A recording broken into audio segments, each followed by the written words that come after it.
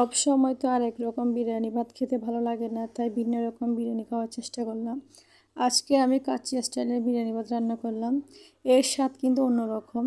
আমরা যেভাবে নর্মালি বিরিয়ানি ভাত রান্না করি ওটার স্বাদ কিন্তু একরকম, এটার স্বাদ কিন্তু অন্যরকম। তো চলুন রেসিপিটা আজকে আপনাদের সাথে শুরু করি। আসসালামু আলাইকুম এভরিওয়ান, ওয়েলকাম করছি আমার আরও একটি নতুন রেসিপিতে। তো কী অবস্থা সবার, আশা করি আপনারা অনেক বেশি ভালো আছেন। আজকে আমি কিভাবে বিরিয়ানিটা রান্না করলাম ওই রেসিপিটা আপনাদের সাথে শেয়ার করব। তো প্রথমে আমি অনেকগুলো মুরগির মাংস নিয়ে নিলাম, সবগুলা কিন্তু আস্ত মুরগি, ছোট করেই নাই, পিস পিস করে আর কি। তো এর মধ্যে আমি আদা রসুন পেঁয়াজ সব কিছু একসাথে ব্লেন্ডার করে দিয়ে দিলাম। তারপর পরিমাণ মতো লবণ দিলাম, তারপর গরম মশলা দিলাম, এখানে বিরিয়ানি মশলার প্যাকেট অর্ধেক দিয়ে দিলাম। তো এখন আমি হাত দিয়ে কিন্তু সব কিছু একসাথে মিক্স করে নিব। ও এই পর্যায়ে কিন্তু আমি একটু টমেটো সসও দিয়ে দিলাম। অনেক সময় কিন্তু আমরা অনেকভাবে বিরিয়ানি ভাত রান্না করে থাকি, আজকে একটু ভিন্নভাবে ট্রাই করলাম আর কি। কাচ্চি রান্না করতে গেলে কিন্তু অনেক বেশি প্যারা, অনেক বেশি মশলার প্রয়োজন হয়। তো ভাবলাম আজকে এইভাবে করে দেখি কীরকম লাগে। এখন আমি যে পেঁয়াজ বেরেস্তা করে রেখেছিলাম ওই তেলগুলো দিয়ে দিলাম।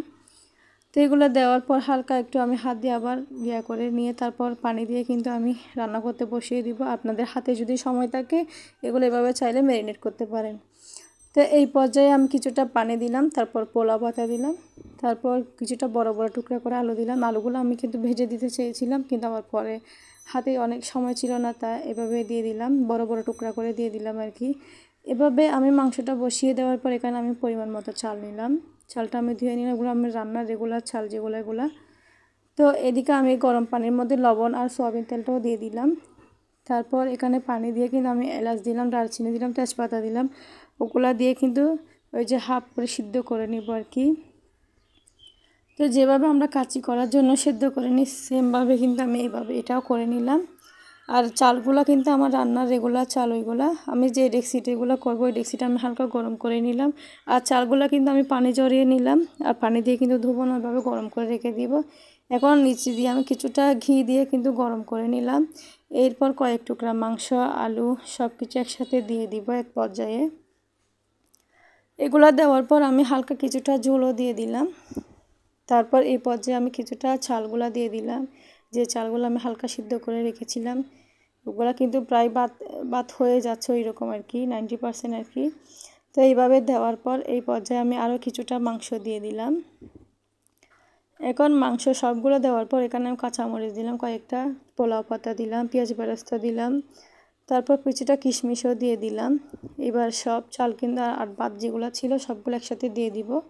আপনারা চাইলে আমি তো দুইভাবে করে দিলাম, আরও দিতে পারেন। তো এই পর্যায়ে আমি কিছুটা আবার পোলাও পাতা দেওয়ার পর এখন উপরে কিছুটা পেঁয়াজ বেরেস্তা দিয়ে দিলাম, তারপর কিছুটা কাঁচামরিচ দিয়ে দিলাম। কাঁচামরিচ দেওয়ার পর এখানে আমি দুধের মধ্যে হালকা ঘি দিয়ে কিন্তু একটা মিশ্রণ তৈরি করে নিলাম। দুধ আর ঘি দিয়ে ওটা আমি সবগুলো ঢেলে দিব এখানের মধ্যে সব জায়গায়। এইগুলো দেওয়ার পর আমি আরও কিছুটা কাঁচামরিচ অ্যাড করলাম, একটু জাল জাল হওয়ার জন্য আর কি।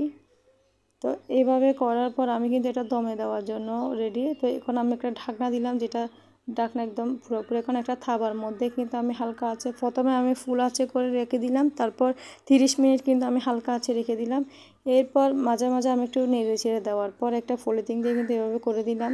কিন্তু আমার সব ভাত কিন্তু রেডি, দেখেন কীভাবে ঝরঝরা হয়েছে, খেতেও কিন্তু অনেক বেশি মজা হয়েছে। এভাবে সব সময় আসলে একরকম ভাত খেতে ভালো লাগে না, তাই চাইলাম ভিন্ন রকম করে চেষ্টা। তো আমার ভিডিওটা কেমন হয়েছে অবশ্যই কমেন্ট করে জানাবেন, বিরিয়ানির কালারটা কেমন হয়েছে অবশ্যই জানাবেন। তো এভাবে করে খাবেন অবশ্যই। বিরিয়ানি রান্নাটা আসলে অনেকভাবে করা যায়, মাংস সেদ্ধ করে এখানে চাল দিলেও কিন্তু ওইভাবে কিন্তু করা যায়। আবার অনেক সময় দেখি মানুষ বিরিয়ানি রান্না করা চাল রান্না করার পর এখানে মাংসটাও ঢেলে দেয়, যার যেরকম ইচ্ছে ওইভাবে করে আর কি। তো যাই হোক, আমি এভাবে করে দেখলাম। আমার রেসিপিটি যদি ভালো লেগে থাকে অবশ্যই আমার পেজটি ফলো করে আমার সাথে থাকবেন, লাইক কমেন্ট তো অবশ্যই করবেন। তো যদি ইউটিউব থেকে দেখে থাকেন অবশ্যই সাবস্ক্রাইব করে দিবেন। তো আজকের ভিডিওটা এই পর্যন্তই, দেখা হবে অন্য কোনো রেসিপি কিংবা ব্লগে। আল্লাহ হাফেজ, আসসালামু আলাইকুম সবাইকে।